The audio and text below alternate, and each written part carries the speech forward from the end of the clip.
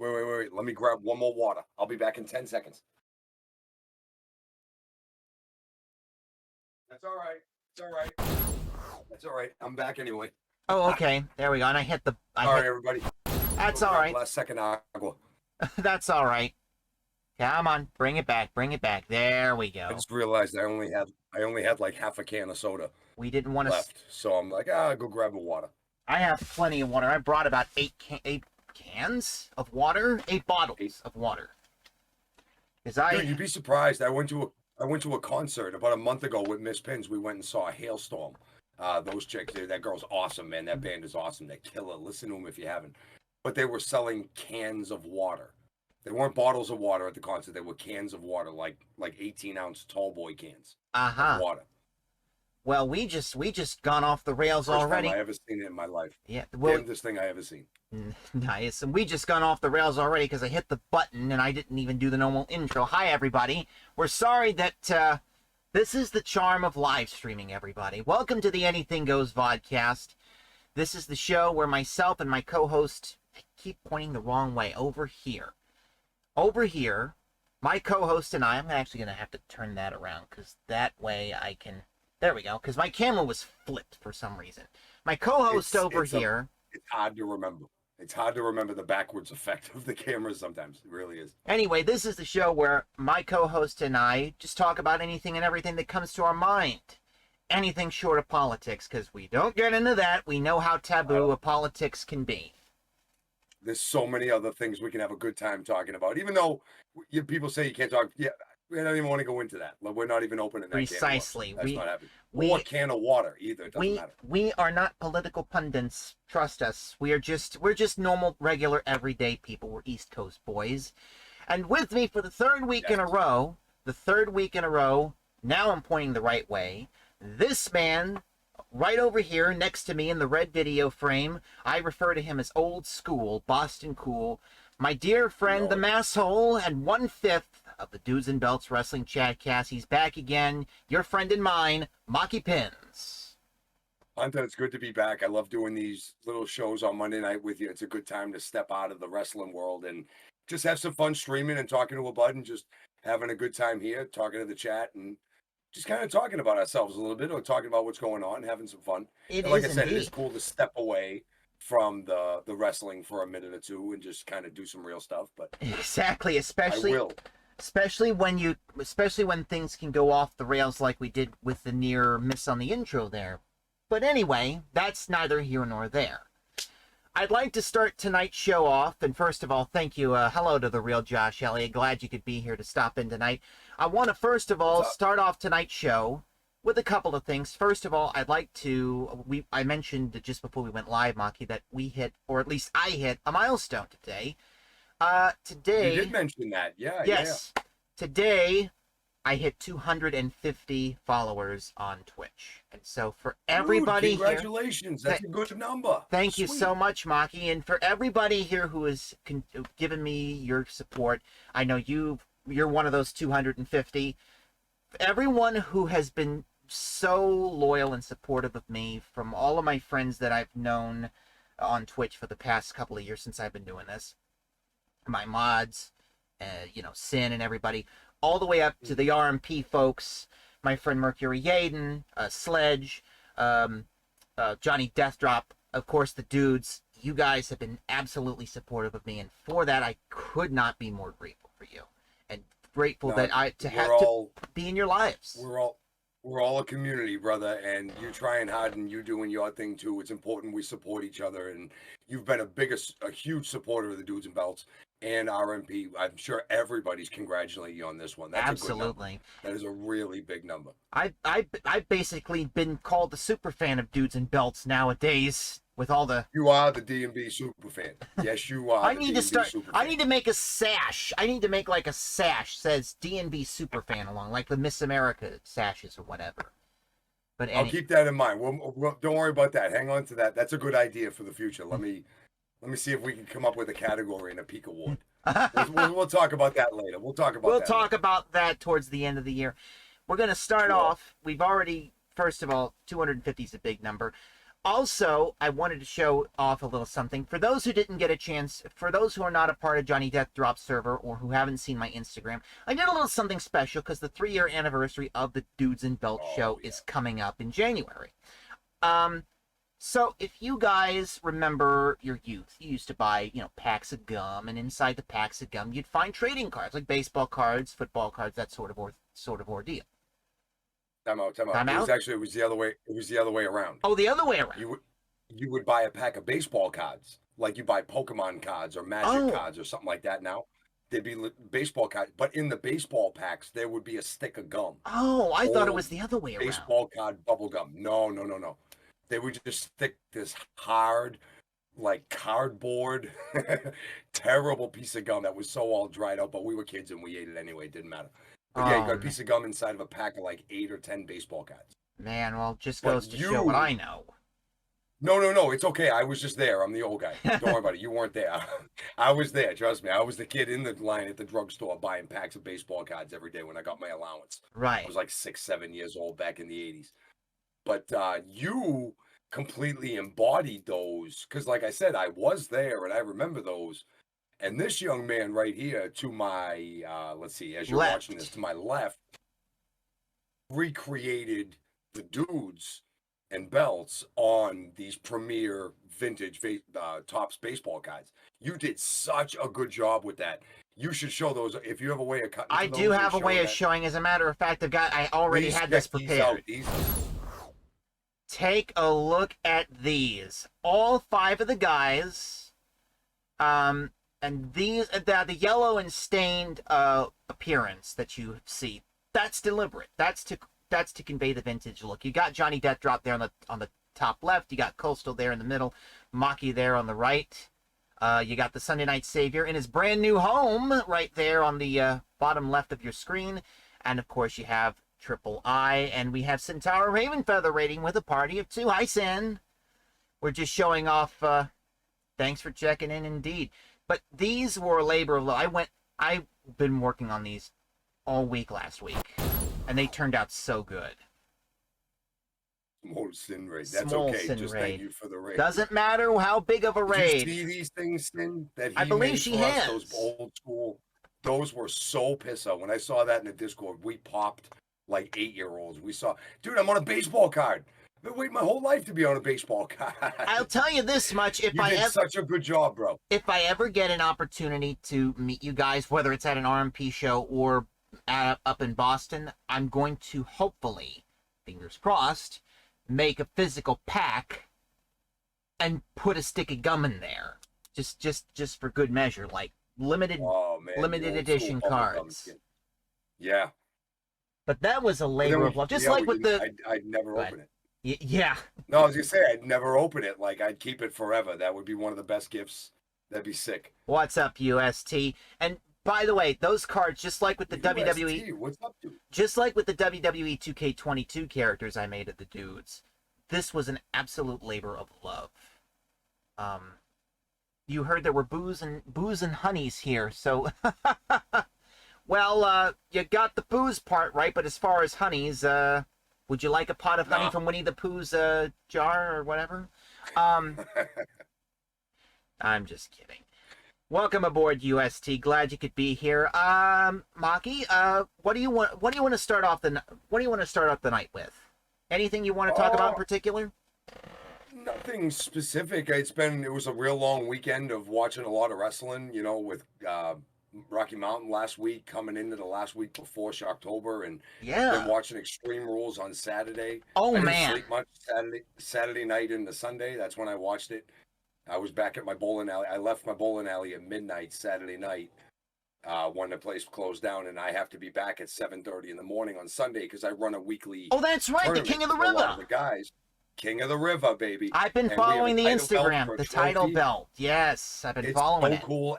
All my buds here think it's awesome. They get a huge pop when they win the belt, and they got to take a picture with the belt and stuff, and they raise it up, and it's like it's a meme. It's a meme, but it's a good meme. It's kind of a meme, but people come and they come to the tournament. But Saturday into Sunday is such a short night already. Sunday I come to the lanes and I'm real tired already, but stayed up and watched. So it was nice to get a real long night's sleep last night. After the show was over, we ended the show a little early last night. But no, like I said, it's just good to sit down and chill. We had bowling earlier this evening, back to a little bit of regular life. Actually, bowled very well. Bowled with Mrs. Pins tonight. Usually we're on different teams, but her and I got to team up tonight, I gotta which was ask, nice. how well did you do, Mahky? How well did you do? So we bowl a 3-string league, and my average in candlepin right now is 117 per game, which is different than 10 pin. 10 pin and candlepin, they're scored the same, but they're wicked different games. Mm-hmm. But tonight I went 110, which was not the best game, but still good. And then 125 and 138. Hey, So there I ended you up go. I bowled good tonight. Miss Pins bowled good tonight. We all had a bunch of fun. All the fellas come by. It's more of our fun league. It's not very competitive. It's more just, a bunch of the knuckleheads hanging out. We bowl our competitive stuff in other leagues, but we also bowl some fun stuff that just keeps you having a good time and not getting so riled up over the competition. So we bowl fun leagues on the side where we just come and hang out more. It's more of like a beer league with a bowling problem, I guess you could put it, instead of a bowling league with a beer problem. Most of the guys are just drinking beers and hanging out, and anyway, so. Now, But yeah, no, it was a good day. It was actually a very good day. Hit $100 on a scratch ticket earlier today. So that oh, wasn't too bad. I can't even hit $5 on a scratch ticket. I mean, you're lucky here. You got to get real lucky. I just stopped in to grab my coffee at the little gas station next to the house. I got a couple scratch tickets, $5. And hey, I got lucky today. But I'll tell you right now, I think I'm one for my last 180. So I'm still losing. So I'm still down. Let's put it that way. At least you're doing better at the scratch tickets than I am on the online casinos. I don't play for real money. I promise you, I don't play for real money. Yeah. There's a website, where you can play like games for like fictional coins, credits, chips, whatever you want to call them. I used to play on one called Pogo. Pogo, I remember that. Pogo. I love Pogo. They had a great cribbage game that you got rated. I love chess. I was rated on the chess game. Like I would play those games. I used to love Pogo.com. I don't even know if it's still a site. It's still around. I mean, they still exist, but I don't think they have like the games they used to. There's a website called Rush Games where you have like a friend of mine told me about it. They have like they're based out of Latvia. The dealers there are very, very nice, very, very cordial. They have like table games like blackjack. They have a big six game, like the big six wheel, called Crazy Time, where in addition to like the ones, twos, fives, and tens, which pay off at like this, whatever number on the wheel. If you hit a 2, you get double payoff. Some of the slivers have bonus games on them, and if the wheel lands on a bonus game and you bet on it, you then get to play that bonus game for more jacked up payoffs. I've hit I remember one game I hit like $5,000 on one, which was insane. But then my luck started turning around, and I can barely win $500 now. My luck at the tables have just been absolutely dog shite. Yeah, I understand the ups and downs. I really do. Yes. And speaking of betting and stuff, well, it really doesn't pertain to betting and stuff, but it does pertain to one element of the casino, and that's the jackpot. There's something about, we talked on the first show, on our pilot show, about candlepin bowling. There's one thing I did forget to touch upon because we just didn't have time to talk about it, and that's, of course, the Hi-Lo Jackpot. We never got the chance to discuss it, so Mahky, I'm going to let you have the floor on this. Explain to me. I know that the Hi-Lo is like the 1, 7, 7, 10 pins, but further elaborate on how this Hi-Lo Jackpot works. So in our little corner of America, we have this other variation of game called candlepin bowling, which is much like 10-pin bowling, but same pins, same amount of pins, same ball, but smaller balls, skinnier pins. Google it. It's a hoot if you've never seen it. It's just like our little New England tradition thing, our little thing. Candlepin bowling is what we do. Some people get good. Years ago, there used to be shows of professional bowlers on like Saturday afternoon television on some of the local big Boston networks. Bowling for dollars? Like bowling for dollars? That was one years ago. There was one where they would pick people out of an audience and they called it candlepins for dollars. And you would go up and bowl and win money based on how many pins you knocked over. There were also shows for professional bowlers to qualify for, and then they would go on television, and it was sponsored by local businesses who would sponsor on these TV networks and stuff like that. Well, anyway, they used to have a famous progressive jackpot shot that every week they would add an extra $50 into if nobody made. But it was, think of your pin configuration when you go bowling, they're all in a big triangle, correct? Right. One, then there's two, then there's three, then there's four. So like a in big the back. pyramid. So there's 10 pins, right? It's just in a big pyramid. Well, if you just left the top and the two corner bases, that's the 1 pin, the head pin, the 7 and the 10, or 7 and 10. I don't know how it is on the stream, backwards and shit. But anyway, that would be the shot that the both of the bowlers on this TV show would get one ball to knock down all 3 pins, and if you did, you won the progressive jackpot, whatever it was up to. The show was on local, like Channel 5 or Channel, I think, yeah, it was on Channel 5. There were others, but not like that. The show ran for some 40 or 50 years, every Saturday, different bowling alleys through the years, but the show was just called Candlepin Bowling, right? Just appropriately named, no flash, no pomp, no circumstance, just the best bowlers in all of New England. And Canada, actually, Atlantic Canada. One guy made it on from Canada, but that was years ago. But both bowlers would shoot at the 1, 7, and the 10, and they call it the high-low. We call that shot the high-low. So they call it the Hi-Lo Jackpot. And the jackpot would progressively go week after week. It would up and up and up. So it's a famous shot in our game. Like, it's a famous tiebreaker, decision maker, bonus shot at the end of like a tournament. If there's extra money, they'll set it up. Well, I do it every Sunday at my bowling tournament for all the people that qualify. And it's a progressive thing. It goes up weekly, week in, week out, until somebody hits it. And then they win a fat chunk of the money. They win 3/4 of the pot, which right now it's up over $200. Somebody hit it a couple weeks ago, my friend Marty. But yeah, we do it. It's just fun little things to get people into the bowling alley, incorporating it into the tournament. Yeah. Yeah, it's a very, very famous shot in candlepin bowling, the Hi-Lo Jack or the Hi-Lo, just like that. It's a very, very famous shot that we all know about, and very, extremely, very, very difficult. Very difficult. Yeah, I remember because I was, I follow Riverwalk Lanes on Instagram, and you guys do the same for me on Instagram. I remember the jackpot getting like over, what was it, $1,200, $1,300 before someone got it? It was 2 years ago. It was up, or was it earlier last year? Maybe in the beginning of the season last year. It had carried over from the summer, and it got up to some ridiculous, stupid sum. It was like $1,200. And like I said, we pay out 3/4 of it so that the next one can still have some stake in it. You know what I mean? Right. Instead of giving the whole, and everybody's fair with that. Everybody agrees. Instead of starting it over at zero, when the pot was up over $1,200, they won 900. And my friend JT or Justin hit the shot and instantly went the way his ball is delivered. The ball just went towards this corner and the other pin went that way, and it just went boom, just gone. Wow. And I had to hand a good buddy of mine $900.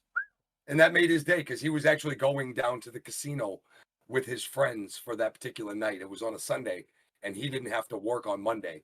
So him and his friends were going to this new casino that they built in Boston, like, anyway, after the bowling tournament, because I guess it was cheaper to get a hotel room on Sunday night, because less people, everybody's going to work on Monday. They didn't have to. I don't know whether he won or lost it. Knowing him, he probably put it all on black and lost at the roulette He probably wheel or did. something. Probably Something stupid. Probably Put it all busted on the one hand of blackjack. Probably busted at the blackjack table. By the way, hello, Wamba Place. You'll be happy to know, Mahky, that Wamba is a fellow Bostonite. He's a fellow Boston Bruins fan. He's a hockey fan. That's what you'd miss. He is an EA game changer. That's a partner program with EA Sports, I believe. Correct me if I'm wrong, Wamba. And he's been starting up playing NHL 23. Just came out today. He's been playing it today and been having a lot of fun. Speaking of hockey, that's a perfect segue into the next segment. Hockey season's coming up. Hockey season's coming up. Actually, it's starting tomorrow. Tomorrow is the first night of hockey season, and I am so excited. Like, once I see even preseason hockey on TV, This is my favorite time of year. You got hockey. I'm not a huge basketball fan, but basketball's right around the corner as well. And football and baseball, it's all here now. The playoffs in baseball are a special thing. You know, the World Series all the way through to October. I mean, it's a beautiful thing. This is my favorite time of year. I'm a sports guy and I love Yeah. it this year. But when hockey shows up, when I start seeing preseason, I'm a happy guy. So very happy hockey's around the corner. Now, as we've mentioned, since you're from the Boston area, obviously with the jersey behind you, it's obvious. It's no surprise that you're a fan of the Boston Bruins. I myself, Yes, I have. even though I'm from West Virginia, the closest team we have, at least as far as a professional hockey team, is the Columbus Blue Jackets. I was gonna say Columbus, yeah. Yeah, Probably. but considering Vegas is my dream destination as far as vacation, and we talked about this, other than Colorado or Boston or Vegas would be one of the top hot spots to hit.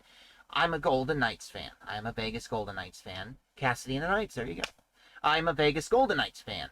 Now, some people have ragged on me on it. Obviously, Yeah, you'll have to accept that. You'll have to accept that. obviously I've got a bit of beef with Sharks fans, and there was a thing that happened. Brainy the RPG cat with a rated 2. Thank you, Brainy. As I was saying, there was a I'm gonna try and make this as clean as possible, because what happened, this infuriated me. So this was, I think, the last game of the Knights' regular season before I think they got eliminated from playoff contention this past season. So if I can pull this up, I'm gonna see if I can pull this up, and I'll try and transcript it for you. There. So there was a message on the Titantron that read for that particular game. Not Titantron, but like on the big video screen above the arena. So Yeah. let's see if I can do this. See, I don't think I can, but I don't think I can remember it all the way. But what they did was there was a message on the screen. But if you read the first letter of every word that was on that screen, it read, bleep the Knights. I remember that. I saw that picture on Instagram or Facebook somewhere. Yes, I saw that. Trying to keep it clean here, because this is going up on YouTube tomorrow. I promise you that. That is going to go up on YouTube. Thank you, Devin, for the first time chat. Dallas did it. I thought it was the Sharks, because it was Sharks against the Knights that night. I could be wrong, but anyway, I have something planned, because the Sharks' first game is Friday night, and I'm going to post something up on Twitter. I'm going to throw it right back to the Sharks. I'm going to throw it right back. But anyway. We refuse to use all the technology. I know. We refuse to. Exactly. Yeah. Bunch of. Thank you, Waba. Thank you. A bunch of nerds. Thank you. That's a man of culture right over there. But anyway, I'll tell you what. This is a first for the show. I have to use the restroom in the middle of a show. This is the first time this has ever happened. So here's what I'm going to ask. No worries, dude. So I'm going to ask you, if you would kindly do me a favor, I'm going to ask you what your favorite hockey memories are. Regale the audience while I take about a 60-second, code yellow. And Go take care of business, bro. I got this. You got this. Mahky Pins, he's going to regale you with some hockey memories. I'll be right back, everybody. I won't, Waba. I won't. Go take care of your business, kid. I got it. No. So being from Boston, I got to grow up going to games in the old Boston Garden. And if you've been to some of these old arenas around, like the old Madison Square Garden, old Yankee Stadium, we were very lucky in Boston. We have old Fenway Park, and we had one of the oldest buildings out there, the old Boston Garden. And I remember getting obstructed view seats, like one of the posts that came out of the grandstands and stuff. But just I don't have a lot of memories from being like at the Garden and stuff like that. Just growing up, and all my buddies, we'd always watch the Bruins games, and I had a Cam Neely jersey when I was a kid, and just Andy Moog was my favorite as I got older. and started playing street hockey with my buds because I couldn't ice skate for a nickel's worth of anything. I can't ice skate to this day. So we all play street hockey. But then I bought one of my first Bruins jersey I ever bought. I bought an Andy Moog jersey. He was number 35 goalie for the Bruins. Not for too long, during the mid-late 80s. But the way the commentator used to say his name, what was his name? It was Derek Sanderson. Oh, who was the old man that was a sportscaster for Boston? I can't remember his name. Just the way he would say Andy Moog's name, it was like the coolest. I had to be a goalie. I had to have his jersey. But yeah, no, this is a special time of year if you're a sports fan. I love sport. I don't do a lot of fantasy stuff like that, and I can't remember really crazy amounts of numbers. What I really like doing is drinking a lot of beers and going to games and having a wicked good time. I thought it was Moog, right? Save Andy Moog. Like he was just the man. I don't know what it was. He was just the man. And those teams were just with the Sweeneys and Cam Neely, Ray Bork, like some of these teams, Ally Afraidy, the hottest shot in the NHL, playing for the Bruins for a couple years, and just always loved playing hockey. More playing it than watching it. And then as I grew up, going to hockey games, I think is the most fun game you can go to. Any hockey game, either like a baseball, basketball, football. I think hockey's definitely the most exciting. The crowd's the most into it. There's just something about an arena when there's 20,000 people and the team's buzzing and things have been good. And the guy made a big save and everybody's still buzzing, right? And then next thing you know, they score and 20,000 people just freak out at once. It's just one hell of a feeling, man. Exactly. And Walba has a question for us. I'm back, by the way. Thank you very much for filling the time. That was perfect, Mahky. Oh yeah. Walba has a question for us. Winter Classic thoughts in Fenway? I was there in 2010 when it was at Fenway the first time. I wasn't in the building. I couldn't get tickets. Getting tickets to that was the hottest commodity in Boston, getting tickets to that Bruins game that was in Fenway Park. But being there, the spectacle that was outside of that, they had the whole thing lit up in Faneuil Hall. It was a great place. There wasn't 100,000 seats like there is in some of these huge stadiums that they're doing them in now. It was just so old school and rustic that it hits you directly in the Bostons, like right in the eyes. Like that the Winter Classic right was in in Fenway Park. It was such a cool experience, and I hope they bring it back. Me too. It's a great Fingers place to have it. They don't sell, like I said, the problem is that they're not going to sell 85,000 tickets to it like they can in some of these college football or NFL stadiums.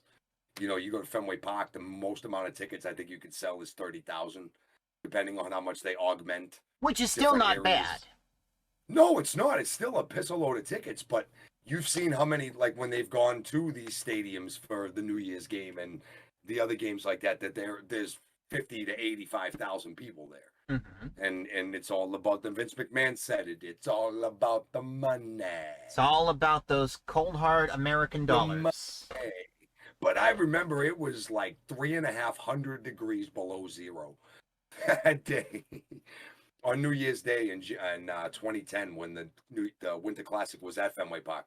Being there, it felt like 1,000 degrees below absolute zero outside. The wind was kicking up. It was friggin' cold.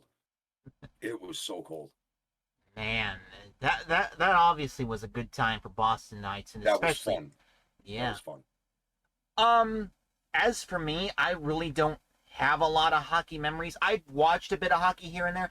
I've never really gotten into the sport until recently. Now, the reason why, and you're probably going to find this either funny or infuriating, depending on how you look at it. There's a YouTuber. As long as it's not about being a Maple Leafs fan, we'll be okay. Well, you don't want to do that to yourself.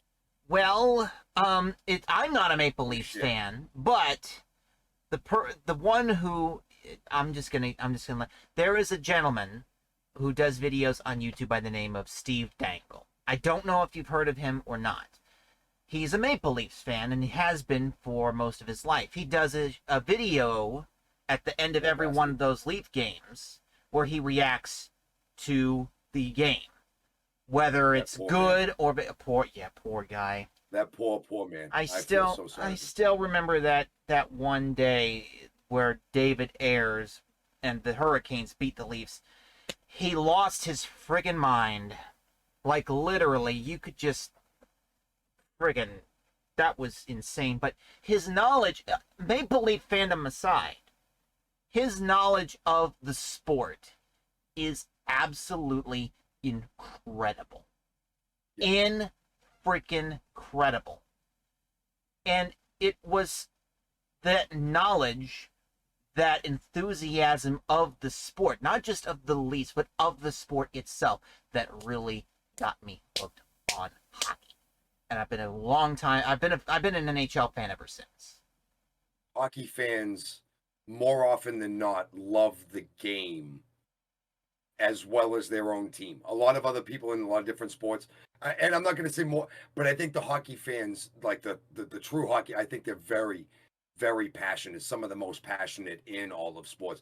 There's people that just love their own team, and I get that. But hockey fans, more often than not, love hockey first. Then they pick their team. Is what I've noticed from a lot of fans that love, whether you're a stats person and you can remember this trade, that trade, how many goals, or if you just always, it was your favorite sport to play. One way or the other, hockey has just influenced so much of what you love about sports, and then you find your team and you cheer as hard as you can for that team. Absolutely. And the game as a whole, it's always an exciting time. It's just as good, if not more. Let me try and rephrase that. I'm just a little tongue-tied tonight, as you can tell. Hitting a big milestone can really do that to you. It's just as exciting, hockey is, as professional wrestling. Or if you're like me, you're a baseball fan. That's just exciting as baseball. Right. There's a beauty to baseball too. You can watch baseball and find excitement in it if you love baseball. If you love your team and it's a very slow game, it might be easy to lose a 10. But if you can still see beauty in a 2-1 game in the bottom of the sixth where there's only been 8 base hits all game, that's not an exciting game. But if you love baseball, you could see that this is a very close, competitive game. 2 defenses playing well, 2 pitchers probably playing well, a manager trying to outdo the other manager with pitching changes. You can still find beauty in the game. That's the thing about loving a sport as opposed to just like loving a team. Ever since I was a kid, I've always loved baseball and hockey. I could just never skate. But when my buddies and we could always play street hockey. And luckily, I grew up in an apartment complex and there was always big parking lots out in back of the building where we could play and not get, in trouble or mess with anybody's car. We had plenty of room to play hockey. And we would play hockey until there was like a foot of snow on the ground. Until we couldn't like just bat the snow out of the way with our sticks or something to that effect, we would keep playing hockey all winter long. Yeah. And then the other guys would go and play in like leagues where they could actually skate. But I got 2 left feet. I can't dance or skate. So it doesn't help. I can't skate, but I feel like I can dance pretty well, although sometimes my dance moves are less like Fred Astaire and more like Elaine from Seinfeld, but that's beside the point. Hey, either way, you're getting something done. You know what I mean? You take a shot of some Jack Daniels and you'll care even less after that. Exactly. You'll be fine. If only I drank. Oh, by the way, while I was taking my Code Yellow, and by the way, I tried to hold it in for the whole show, but by the time we got to the hockey portion, don't worry about it. I made like David. I made like an RMP star who was in David Drake's Manual All and just tapped out. I had to use it because my bladder was like, empty me. But at the same time, you guys got to see a shot of the shirt that's behind me. And among all of we're going to delve into a little bit. This is not really wrestling talk or anything, but this is one of my most cherished possessions. If you'll bear with me here, Mahky. No, yeah, good. I remember signing that. Yeah, that came around the room for us to sign. All of the folks, the bulk of the roster. You got Yaden up there. You got the entirety of Wonderland, Mr. Happy Monster 9, the White Rabbit, who is, I've already made it abundantly clear now because thank you, NGL. I have a crush on. Hazard there. You got J.K. Pop. I know, but at least they signed it. Casanova was hesitant. You got But you know, honestly, man to man, at least that little weasel manned up and did something right for a super fan of the company that he wrestles for. So yeah, at the very minimum to those guys, that was a good move for them. interesting story because Sin was there. She actually told me the story. When she presented the shirt to J.K. Pop to sign, she initially didn't say anything about who it was for. Caden was very cordial. Johnny was very cordial up to the point where he had to use the restroom before he got ready to sign. Then when he said it's for Hunter, he was like, "Oh heck no, I'm not signing that shirt." But apparently, I don't know who it was. I don't know if it was Sin or Bunny, but he finally got strong-armed into signing it. The ladies are persuasive when they take care of their business, and I'm telling you right now, I'm sure it didn't take too much of them getting in his face and letting him know how badly they would destroy him if he didn't. Exactly. And they would probably do. Yeah, he had a very, very smart change of heart. Exactly. You've got Lilith Grimm. You've got Danger Dean, who's part of our Team Joe shenanigans. We got to get back to doing that sometime, but everybody's so busy, especially Owen with this new kid. Speaking of which, there's Owen right there. You got Damon Ace, who I'm surprised actually signed it myself. You got some more Aries. You got the whole bunch of the crew here. Lilith right there, and of course, there's John. And there's all the dudes up there. There's Coastal, who gave me 5 lighthouses on the thing, which was pretty cool. That was a nice touch. Triple I, there's Sunday, and of course, there's Mr. Pins right up there, right near the top. That was absolutely incredible. And I honestly, that it will never leave my possession. If the first person that steals it, I'm going to break someone's fingers. I am going to break someone's fingers. Well, let's hope it doesn't come to that. Now, that's a very rare possession. That is a I'm rare very possession. Glad you have. I'm not going to sell that for any amount of money. I don't care what anybody offers me. That's mine. So that begs the question, Mahky, do you have a favorite piece of autograph merchandise, be it like a trading card or like a ball or something that you cherish? I do. I don't have a large collection of sports memorabilia. Not a lot of things. I have some cool things. Like I said, I have a piece of the old Boston Garden. When they were tearing down the garden, I ran into the construction yard and stole a brick about the size of a softball. Just to have it because it's cool. I'm a Boston kid and that's what we do. Hey, we just run in. I'm not going to steal anything that makes your life miserable. I'm not going to be that much of an ass, but I'm stealing a brick of the old building and you ain't even yelling at me about it. Yeah.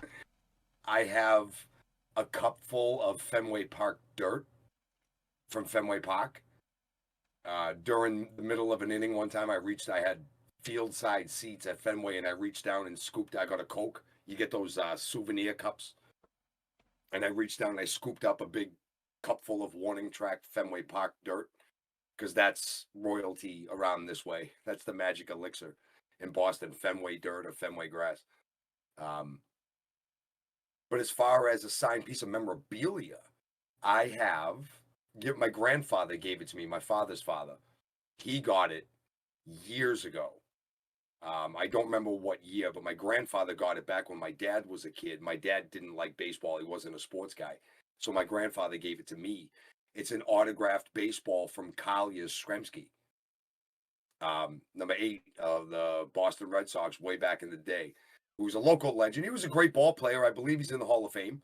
Not one of the biggest names that you hear from history, but local Boston legend. Everybody just called him Yaz. But very cool piece that I have. I have it put away in my room. I don't have it displayed, but got an old baseball signed by Yaz. Yeah, that has to be incredible. Oh, by the way, to me it's cool. It is cool. I'm looking in the chat right now. Sin said, referring back to the J.K. Pop signature, actually his brother, that is Caden, made Johnny Casanova look bad by doing it first. Well, that's one thing Caden did right. I mean, Caden makes Johnny look bad when he exists, by existing. by default, Johnny will always be number 2. And then she further goes on to say that she was the one that asked Damon Ace to sign it, and he was very graceful about it. She actually told me a story. When she came up to Damon to ask him to sign the shirt, he asked, "Why would you want my signature on the shirt?" And I say this all the time. I don't care if you're a face or a heel in the company, okay? Because RMP to me is family. I don't care if I like to heckle you in chat or boo you or whatever. We're all family here. RMP to me is like one big giant family. So it would be a disservice not to have that signature up on that wall. And besides, he was the first person to win the $1 million on Millionaire before you came in a couple weeks ago to duplicate that feat. So it would make perfect sense. No, and he's not a decent guy. I was about to say he's a decent guy. He's not a good guy, but he has the ability to make better decisions and just takes the big guy way out too many times. Mm-hmm. I think somewhere in there is a decent conscience of a decent human being. It's not here now, but Right. he made a good choice signing that shirt once Sin told him what it was, that there was a fan of the organization and you work for the organization. Put your damn name on the shirt, guy. That's I'm right. sure Sin was very, very, yeah, the right word I'm looking says for. Authoritative about letting him know. Well, he, according to Sin, she and Damon have a good rapport, and they told him because, duh, you're a part of RMP. It's true. It's true. I also forgot to mention that I have an Orange Bite trading card, which I always wanted. I forgot to point that out. I got Balaam Links' autograph there, and Brucey and everybody on that Never Broken Flyer. That will never come down. And if it does come down, it's only going to be by my hands, which they'll never be touched unless somebody wants to actually see it up close. Sorry to kind of rail off topic there for a hot second, but no, that's not railing off at all. Now, I have to pull one of these out, even though nobody, put, channel points towards it. I have to kind of pull one out here. I have a knock joke. Bear with me, everybody. This is going to be bad. This is going to be bad. Knock knock. Who's there? Gorilla. Gorilla who? Gorilla cheese sandwich, please.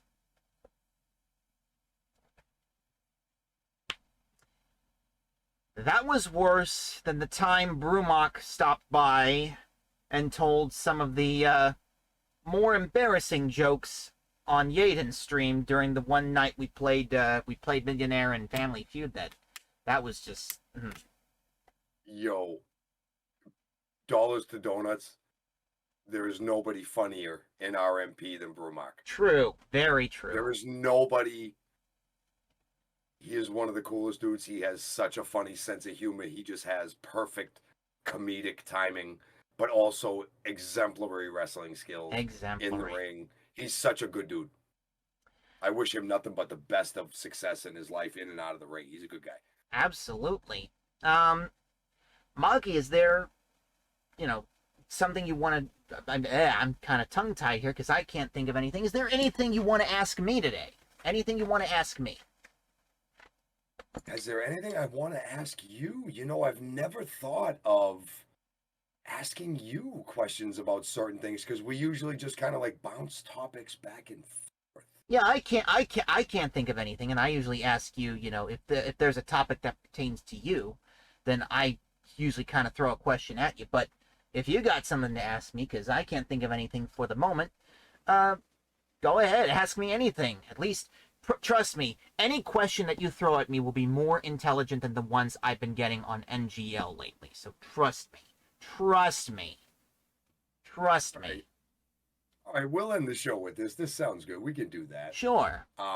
So you've always said that you are a fan of board games and Yes. strategy games and, Yes. and things like that of a competitive nature, just like games in and of itself. But Yes. you've also proved that you like hosting as well. Like you can be at the front of the show, like delivering the questions and such things like that. Were you the banker when you used to play Monopoly? Was I the banker? Always. Always. Always. I have that feeling about that. I just because we were talking about Monopoly the other night in the Dudes and Bells stream, and Yeah, I thanks, Johnny Deathdrop, for dude, starting that whole debate on Saturday. I love Monopoly. I absolutely love Monopoly. I registered years ago to if I could ever have gotten my ass out to Vegas.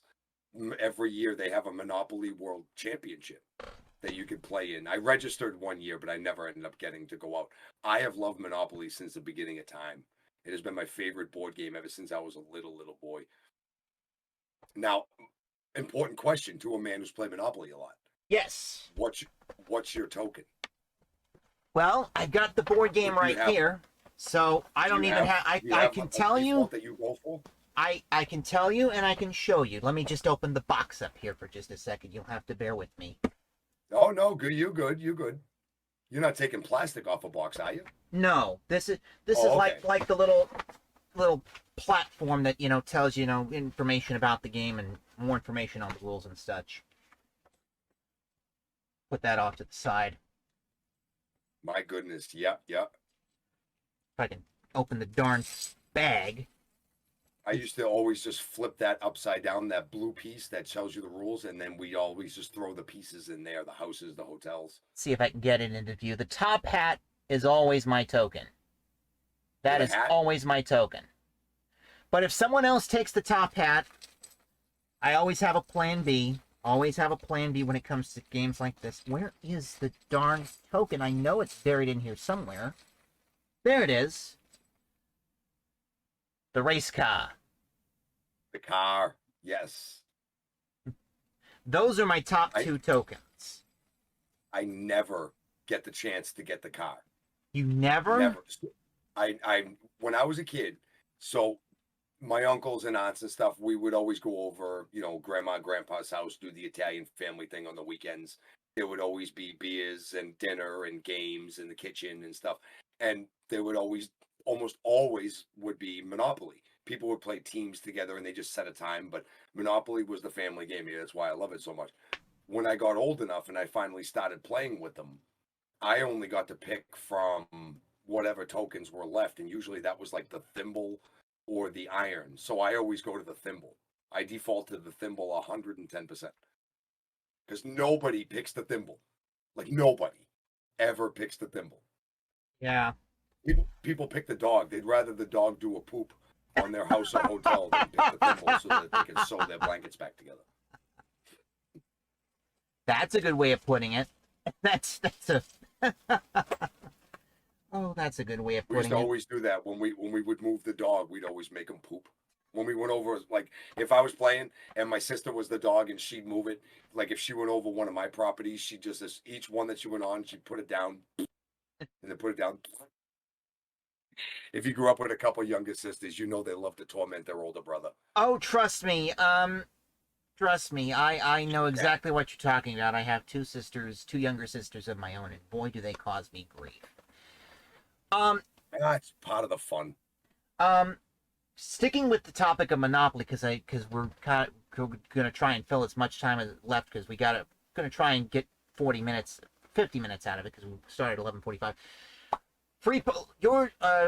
Do you, when you play Monopoly with your family? Yes. Do you use like any house rules? Because I know a lot of family, and myself, I'm guilty of that as well. I use house rules, like for instance, if you land straight on go, you get like $400 instead of $200.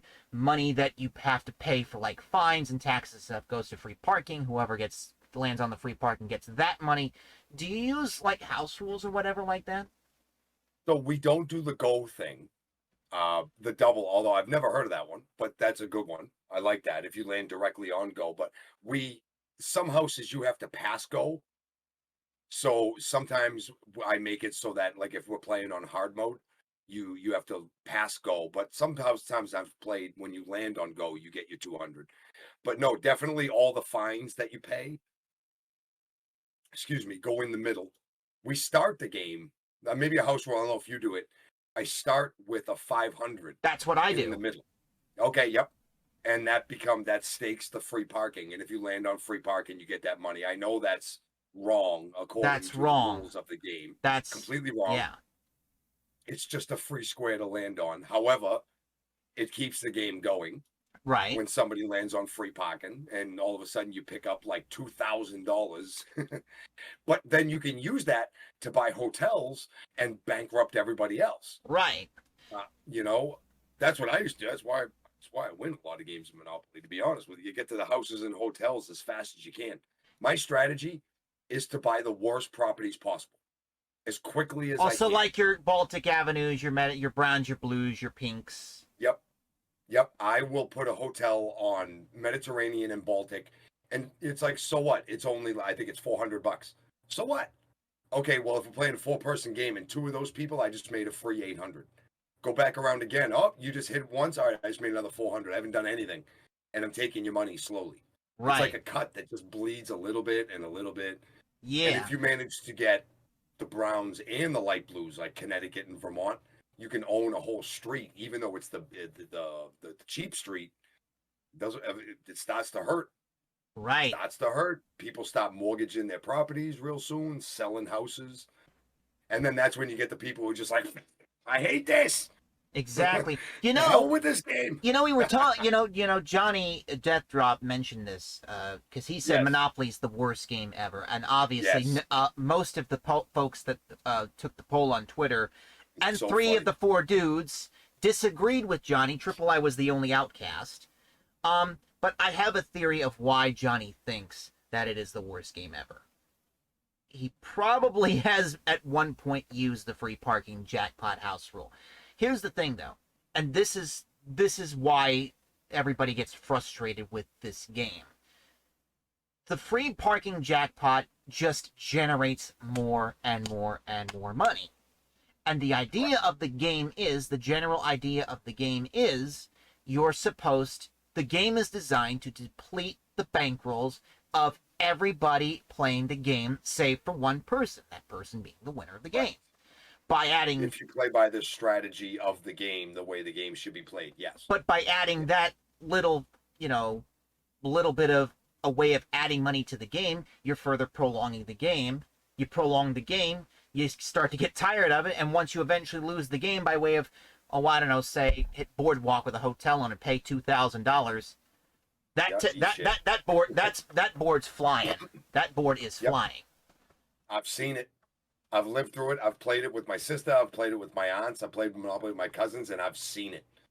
I've lost more houses out of games of Monopoly, like just because they fling it and you lose a house or 2.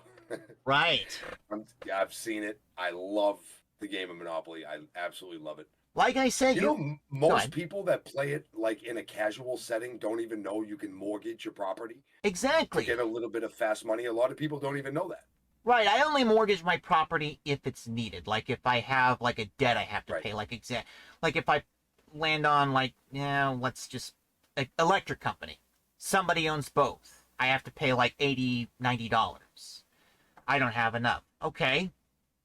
Mortgage your property, garner enough money, pay it back. Once you start getting money back, then you can unmortgage it and start building on it again. Exactly. See, Exactly. you're talking to someone who is currently the reigning Monopoly champion of not only his family, but also his community. So, it's... I speak right. to an equal then. Yes. I speak to an equal, yes. Together Together we will take the world by storm. Exactly. We need to get together one of these nights whenever you're not busy or anything, play a game of Monopoly. We'll show Johnny, hey, maybe you're doing this, maybe you're taking too much of a knock against Monopoly. Maybe you've got too much beef against Monopoly. We'll show you the right way. There's a digital Monopoly, right? Yeah, there's like play together in a Discord call, right? Yeah, I got many computer versions of the game, so it's not that hard. I would love to. That sounds way. We got to set it up, but because it won't get it back. Yeah, exactly. Part of the game, though. Part of the game, risk reward. We got to set. Sorry. Do you go broke? No, this is part of what you got to think about, right? Do you go broke in a game? Not really broke, but leave yourself down to the bare nothings. But in order to buy 3 houses on 3 properties that in 2 lands from other people could put you as the absolute money leader on the game. Exactly. Do you risk that? You know what I'm saying? Because all it would take is 1 or 2 of them to land on, and all of a sudden you're on easy street. And you Right. got to make those risks and rewards and all those things. I love Monopoly so much. Right. We need to set We it have up. to sit together one of these nights. Yes, one of these nights. I'll jump in here a little earlier. Yes. Maybe next month. No, actually, I won't be able to have a show with you next Monday night. Next Monday night, my daughter has a chorus concert at her school, which is going to be wicked pissing to That go is check out. perfectly all right. So, yep, yep. No, it's going to be awesome. We're going to have a good time. I got a buddy of mine coming down to run the lanes, and he's going to be here. So I won't be able to check in next week, but maybe the week after. Sure. I'll try to jump in a little earlier. Maybe we'll jump in at like 9:30, an hour Sure. earlier. We'll play. We'll play a game of that'd be so much Monopoly. fun. Yes, that's great. A special So anything much fun. goes Hunter versus Mahky in a game of Monopoly, and we'll show Johnny exactly what he's doing wrong. Pray that people land on it. That's a big strategy how to play. But if it wins, you win quickly. You can win the game very, very quickly, but you can also go bankrupt if it screws up. But it's difficult because you put so much equity out there that if you do have to mortgage it or sell them back, you could still get a fat chunk of change to keep yourself in, and yada, yada, yada. It's always better to have them than not have them. Exactly. God, I love Monopoly. And I wish it wasn't 11:30 right now. I'd be like, oh, let's play. But right, I know. Speaking of which, it's actually 10 minutes past 11:30. I think we just ran overtime, did we not, or did we not? Whatever, we're good. It's a good time to wrap up the show. Good time to wrap up the show. We could talk Monopoly forever, but we have time constraints. Mahky's got to get home to say hi to the missus and the kiddos. I am starving. Absolutely. So I forgot to eat. I don't like to eat dinner. Like right before we bowl, I don't like eating. Right. Because I try to, fairly athletic with what I do, and I don't like with the refereeing and stuff. Side. Yeah. So I try to be athletic about it, but it just sucks getting cramps, and so I wait till after bowling and stuff. But I'm going home to destroy a wonderful pork loin dinner that my wife made earlier today. Exactly. So that's going to be wonderful. Wonderful. That's a good way to close out the show. Yes. Let's first of all, before we close it out for the week, actually for the next couple of weeks, since you said you won't be here next week. Let's go ahead. Go ahead and do our plugs and get everything out of the way. Mahky, you go first. You have the So yeah, if you want to hit us up anywhere, I'm on the Dudes and Belts Wrestling Chatcast. Look us up. We got Facebook, Instagram, all that good stuff. But me personally, Mahky Pins. Everywhere with the Boston style, Mahky Pinz. Everywhere except Twitch, where it's an S, because I'm an idiot and forgot the password. So I had to make a new one. But anyway, it's Mahky Pins. And check us out. Hit me up on Twitter if you got anything to say. Check us out on Dudes and Belts. Check out RMP and all the good stuff. And I suck at doing, look at me. And of course, don't forget Riverwalk Lanes. Riverwalk Lanes on Facebook and Instagram in Amesbury, Massachusetts. That's where all of the fun stuff goes down. On the Instagram for the bowling alley. I'm gonna start not on my own name, but on Riverwalk Lanes on my bowling alley.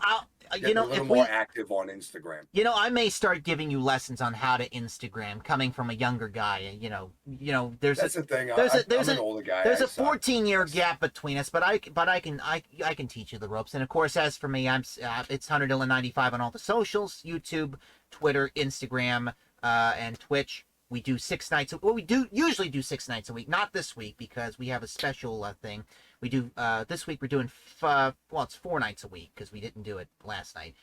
But normally it was Sundays, Mondays, Tuesdays, Wednesdays, Thursdays, and Fridays. Sundays and Fridays, those are usually midnight Eastern time. We usually do Jackbox on Fridays, but we don't do that. We're not doing that this week for a reason I'll explain here in a minute. Tuesdays and Wednesdays, we do that right after Dudes and Belts, their post shows for the RMP shows. As soon as they do the outros, I go live, and we always have a good time. We're actually going to do some stuff on Wednesday. I think you're going to like, because that's not pertaining to anything, but Mondays and Wednesdays I usually go live around midnight. Of course, on Mondays, if Mahky's around, we go at 10:30 or earlier, depending on how Mahky's schedule goes. I think that's about it. Wednesday, I should point out, Wednesday I'm going to be doing WWE 2K22 characters, doing, AI versus AI. I got the whole, I got a few of the RMP guys I'm going to put into battle. Don't tell the other dudes, but I'm going to put on a 5-man battle royal. All 5 of the dudes going for an over-the-top rope battle royal. Don't tell the others. All of us against each other. Yeah. Don't tell anybody, okay? This is just between us and everybody in chat. Don't say anything. My lips are sealed. I won't say nothing. I promise you, I won't say nothing. And later on, in about maybe 20 minutes I or look so, forward to that. That's cool. Yeah, hopefully you'll be here for that to watch. And about 20 minutes from now, we'll actually be playing. We were going to do Sunday night at the arcade, but we didn't get a chance to do that because I was just so tired. And plus, Yaden was on, so I had to help moderate his chat. But tonight, we're doing Monday night at the arcade. We're going to be playing some of your favorite arcade games, some of my favorite arcade games. I have an emulator where I can play all the old arcade games. We'll be taking requests, assuming I have the games. Mahky, is there any games that you want to see me play? You have any requests? Oh, man, some of my old favorite arcade games, like I'm going to kick it way back to the 80s. I remember playing Asteroids in the arcade. I remember playing NFL Blitz in the arcade. What do you get to choose from? Well, to choose from? I got a lot of the old 80s Namco games. I have Pac-Man Mappy, that sort of ordeal. I have Bosconian. I have Mappy. I have a lot of the Pac-Man spin-offs. I have Missile I was Command. never a Pac-Man guy. Unpopular opinion. Not a huge Pac-Man fan. Never was, even when I was a kid. I have Missile Command. I have an arcade. Missile Command was a good game. Was cool. I liked Missile Command. I have an arcade, and they're no joke. They actually made an arcade version of this. I have an arcade version of Wheel of Fortune. No joke. They actually made it. Game Tech actually made it back in the 80s. We'll show you the full list when we come back from break. But yeah, I used to have Wheel of Fortune on Nintendo back in the day. Yeah. They had Jeopardy on Nintendo too. They had all the big name game shows on Nintendo back in the day. They'd make a buck off of all of it too. Actually, that could be a topic for a future Anything Goes. That could be. But for right now, I believe that's about it, because I know Mahky's got to get ready to go, because his stomach is probably saying, "Feed me!" I'm starving. So wicked starving. So Mahky, I will see you in a couple of weeks. Maybe we can make this Monopoly thing work. We'll show Johnny, hey, you're doing it wrong. You're doing it wrong. And of course, we'll have a good time with it. Maybe we can get him inside. Maybe he can heckle us as we're playing or whatever. Hey, I wouldn't mind Johnny heckling us as playing Monopoly. Well, maybe we can torture, or we can torture him. It's playful torturing. So Mahky will be back in 2 weeks for Anything Goes. I will, of course, be around. Oh, by the way, I totally forgot. I know we're running over time, and I know you got to go eat, but I totally forgot the reason why we're not going to be here Friday. Because I'm going to be watching Shocktober with friends. RMP Shocktober on Fight TV. That's going to be coming up on Friday on the 14th. The pre-show starts at, I believe it's 7 o'clock Eastern. No, it's 9 o'clock Eastern and 7 o'clock Mountain Time on Twitch. That goes for an hour. I could be wrong.